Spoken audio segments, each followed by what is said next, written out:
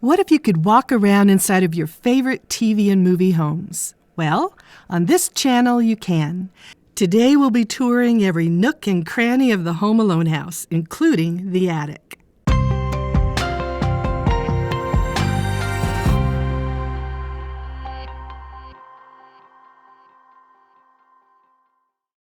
Hi, I'm Marina Coates. I have a degree in architecture and an obsession in set design.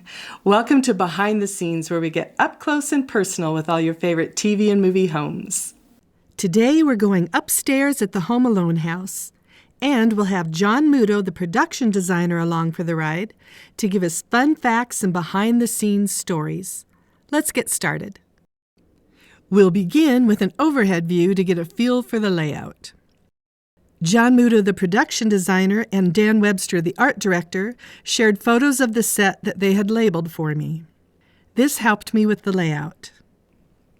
On this end is the parents' bedroom. Next to that is one of the girls' rooms on this side, and Kevin's room on this side. The hall bathroom is here, Buzz's room is here, and the other sister's bedroom is here, and the door to the attic is here. By the way, I took us on a tour of the entire main floor in a previous video. I'll put the link below just in case you haven't seen that tour yet. The parents' room. I love that the Christmas colors are carried throughout the home. The parents' room is no exception. I asked John Muto about the sewing machine and dress form in this corner. There's been a lot of speculation about the McAllisters' careers. What did they do that allowed them to afford such an incredible home? I myself thought that maybe this had something to do with Kate's career. He said it didn't. They just needed to show something to represent what Kate's interests were. By the way, John Muto's wife is a costume designer. Perhaps that guided his decision about what Kate's interests might be. We'll explore their bathroom next and then tour both of these rooms at once. Of course, the famous bathroom scene took place here. Oh, the faces Macaulay Culkin could make. He was so adorable, so likable. It was a big part of the charm of this film. So was the set design, but we didn't get to see much of it in this room. However, John Muto took photos of the bathroom set. It gives us a look at what was on the other walls. Notice the interesting tub-shower combo. There are many more pictures from the set than I can show here. I'll have them all at the link below. We'll take a tour of the parents' bedroom and bathroom now, and then we'll head on down the hall to Kevin's room.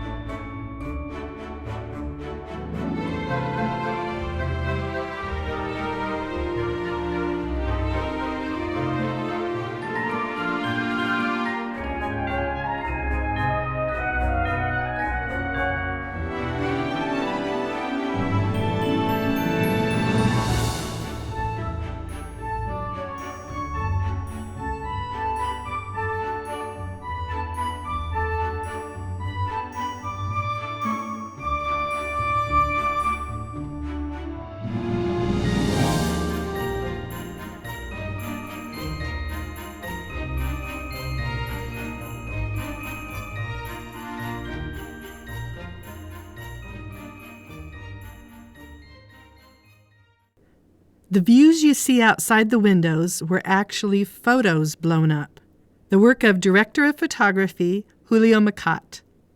John Muto emphasized how crucial Julio's contribution was to the whole feel of the set. We could do a whole episode just focusing on what lighting can do for a set or a home. Look at these images from the set, both before the special lighting was brought in and after. Notice the difference. The same is true in your own homes. Think about it. The right lighting can magically transform a set or your home.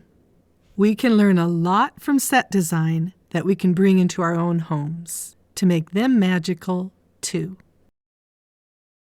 Kevin's room.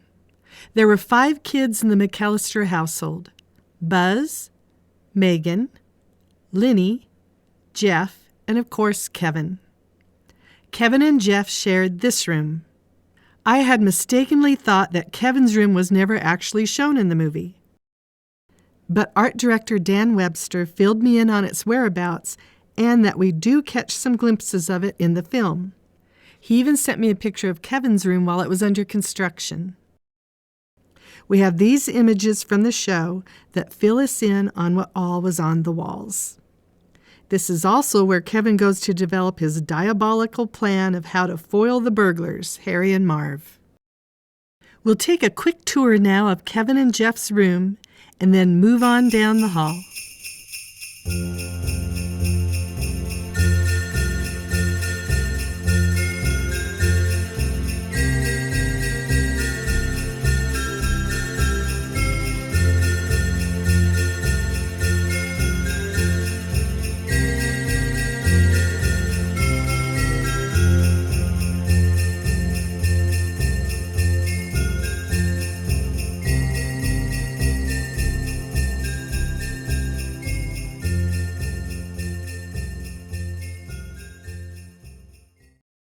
This image from Dan Webster shows us that this room is one of the girls' rooms. However, you can see that it was never completely built out and barely large enough to be a bedroom. It wasn't used in any of the scenes, so they only needed to show quick shots of the girls coming out of the room and flybys, which is what you'll be seeing today, a flyby as we go down the hall. Some of you asked where the stairs from the breakfast room would come out at upstairs. Well, it's funny because those stairs in the kitchen or in the sort of what I call the breakfast room, they don't come out anywhere on the second floor. I mean, if they were going to come out, they'd come out somewhere near the parents' room. And that checks out. It ends up they'd come out right here. The hall bathroom.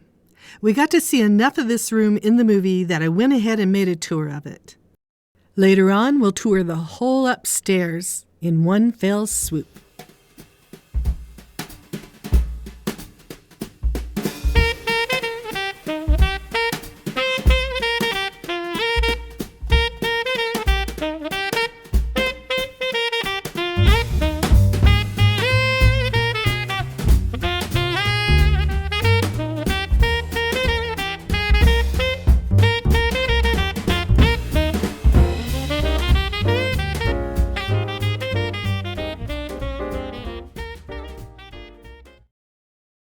Buzz's room. We know this room pretty well. There was the wall where Buzz kept his spider, the window they looked out of when Buzz told the misguided tale of their neighbor Marley, and Buzz's trunk that contains a picture of his girlfriend that elicited the response from Kevin, "Woof." The photo is actually a picture of the art director's son dressed up as a girl, because the director didn't want to hurt the feelings of a real girl. The rest of the room was pure Buzz, posters of girls, rappers, and basketball stars. Let's tour Buzz's room now before we take the full tour.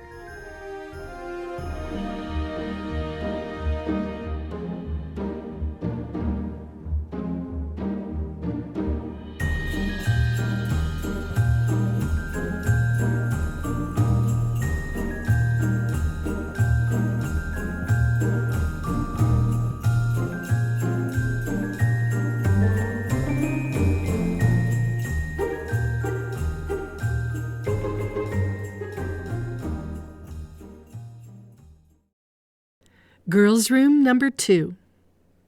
We see a door in the hallway here, but we never get to see inside of it. Dan Webster said that this was another of the daughters' rooms. You'll see a glimpse inside of it as we take the full tour now. Why does this movie resonate with us? Why was it so magical and so enduring? Part of it was Macaulay Culkin, of course, such a cute kid, perfect for the part. But part of it was the home itself. Big, beautiful and just as Christmassy as a home could be. But there was more than that. Did you ever have that wish as a child, or maybe even as an adult, even if only for a moment, that you could just have the whole house to yourself, that everyone, parents and siblings, would just go away and give you some peace? Poor Kevin got his wish. At first it was great, nothing but TV and junk food, and acting as the man of the house, no one to get mad at him, no one to tell him what to do. But slowly he learned that being alone wasn't all that it was cracked up to be. What started out as magical slowly lost its magic. He got lonely, and it helped him appreciate the loneliness he saw in others like his neighbor, Marley. Suddenly he gained a new appreciation for his family and for his home. It was something worth defending, and defend it he did. Coming up next, a tour of the attic. By the way, did you notice that the upstairs is green in the finished film? But in these shots I have of when it was under construction, there was wallpaper up there that matched the main floor. The reason for this change was the director thought that this way the audience would immediately know whether they were on the main floor or the upstairs. John Muto talked about the day he brought the owners of the real-life home, the one used for the exterior shots, to the high school gym where they had built the set that was going to represent the interior of their home. The people that lived in the real house, their real house was more like, it was almost like Japanese inside. It was very, a lot of perfect things, and hardly any color. But anyway, we got to be pretty good friends with them. And I kind of, sort of, not really by design, but I kind of kept them away from the set until it was finished. And by finished, I mean, it really, all the wallpaper was in, and all the furnishings and everything. So we brought them on stage, which was this gymnasium, and we walked them through the front door into, and they came in, and I remember they just looked around, and I suddenly was looking at it through their eyes. And I finally said, "It's kind of garish, isn't it?" And they said, "Well, do you think people will think that we live like this?" When they first saw the house, I think they were worried people would think that they lived in this crazy. It probably looked like a circus to them.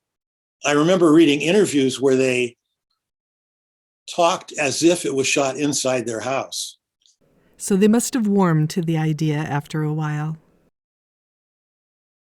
The attic.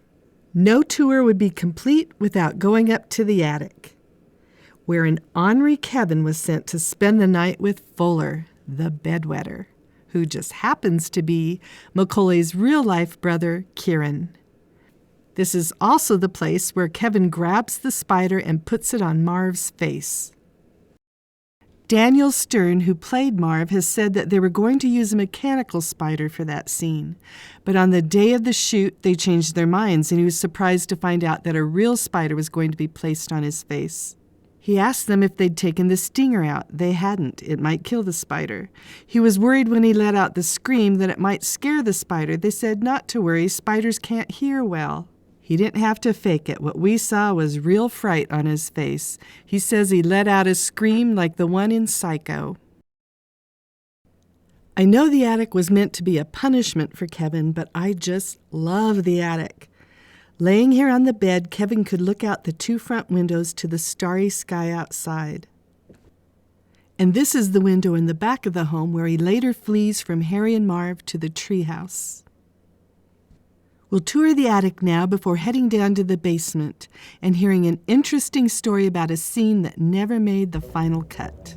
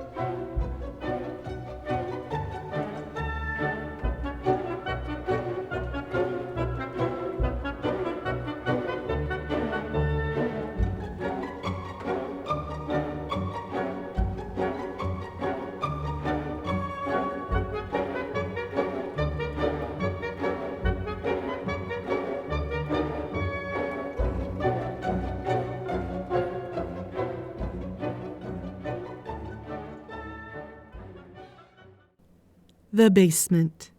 Viewers have asked where the entrance inside of the home was to the basement. The answer lies in this scene from the film. Kevin heads to the basement door to turn on the lights down there, and he does it by opening this door in the breakfast room and flipping on the switch here. Daniel Stern gave some scary details about the scene with the iron that falls through the laundry chute onto his face. To film the view of the iron falling towards his face, he had to stand underneath as a 300-pound camera was dropped, literally stopping inches from his face, and he had to trust that it would hold. Can you imagine? I wouldn't need a fake look of terror. A lot happened down here. Kevin's wild imagination turns the furnace into a menacing figure. John Muto shares an interesting story about the furnace, why it was built the way it was, and how it was going to be used in a scene that never made it to the film.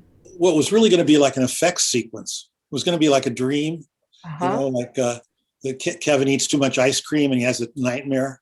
And in the nightmare, the nutcrackers come to life and they chase him into the kitchen and he hides in the trash compactor and they compact him. They press the button and then he gets compacted. And then when it opens, he gets popped out of the trash compactor and down the laundry chute. And then the laundry chute lands in the laundry basket, which is opposite the furnace. And it's a totally fake furnace. Furnaces don't look like that at all. That's totally from my imagination. But the furnace was going to come to life and pull itself it would be like an octopus, and it would chase him around the house and up onto the roof. Can't you just hear the love John Muto has for his craft? And aren't we glad he does? You can see more of his photos from the production of Home Alone at the link below.